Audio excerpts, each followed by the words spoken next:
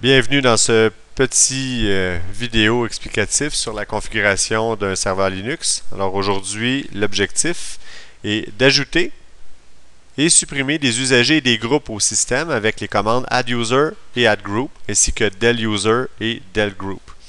Donc, on va commencer tout de suite en validant quels sont les usagers du système. Pour ça, on va faire la commande tail du fichier etc à la racine PASSWD qui nous fait la liste de tous nos usagers qui sont installés dans le système. Pour ajouter un usager, on va faire la commande sudo adduser qui va nous amener à travers une série de questions et on a tout simplement à rentrer le nom d'usager de l'usager qu'on veut créer. Alors, en ce qui nous concerne, disons qu'on fait un usager pour le Père Noël. Alors, on va faire P-N-O-E-L, P Noël. On nous demande plusieurs questions, dont son mot de passe. Alors, on lui demande son mot de passe à 2 reprises. Ensuite de ça, son nom complet. Alors, Père Noël.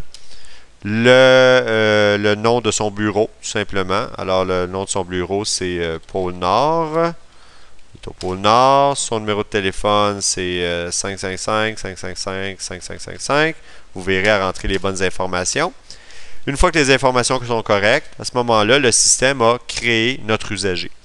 On peut vérifier en rappelant notre fichier /etc/PASSWD.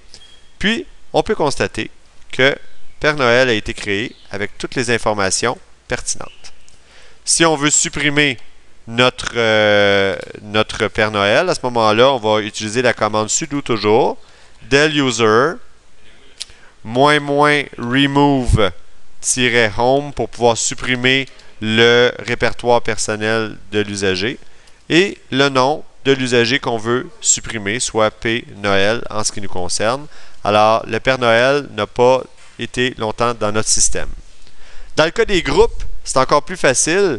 Alors, on peut voir les groupes en visualisant le fichier situé dans etc qui se nomme group. Et on voit l'ensemble des groupes ainsi que leurs membres. Pour ajouter un groupe, sudo addgroup, le nom du groupe, disons le groupe GR des lutins ayant un droit potentiel de lecture et d'écriture plus tard. Et il est tout simplement ajouté. On va se faire un autre groupe tout de go avec un droit d'écriture. Évidemment, l'administration d'un très bon système s'effectue toujours en fonction du nom des ressources, d'un partage en fait, et du droit qu'on va attribuer au groupe. Alors ici, mon intention dans mon système sera plus tard d'avoir une ressource qui s'appelle lutin, ça peut être un partage de fichiers qui s'appelle lutin, et je prévois mettre des membres dans le groupe qui s'appelle RW pour qu'il y ait un accès en lecture et écriture. Et je prévois d'avoir d'autres membres dans RO pour qu'ils aient accès uniquement en lecture à la ressource. Pour supprimer un groupe, delgroup, GR, lutin, RW. Évidemment, ça ne fonctionnera pas. Je dois utiliser cette commande-là en tant que super utilisateur. Et comme ça fonctionne. Je peux retirer tout de go aussi le RO que je viens de créer.